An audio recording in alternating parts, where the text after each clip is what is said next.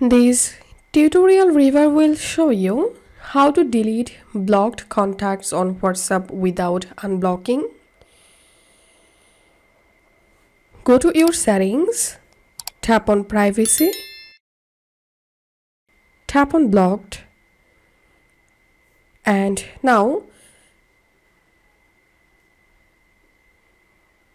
select the contact you want to delete, then swipe to the left side.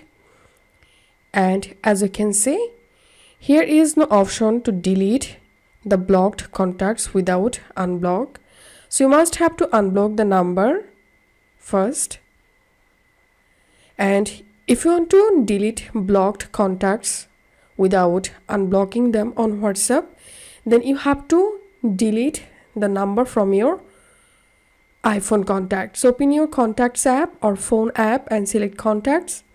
And now search for the WhatsApp contact you want to delete, and all you have to do is just tap on edit and delete the contact from your contacts app. And this is how we can do it. If you find this video helpful, make sure to subscribe tutorial review.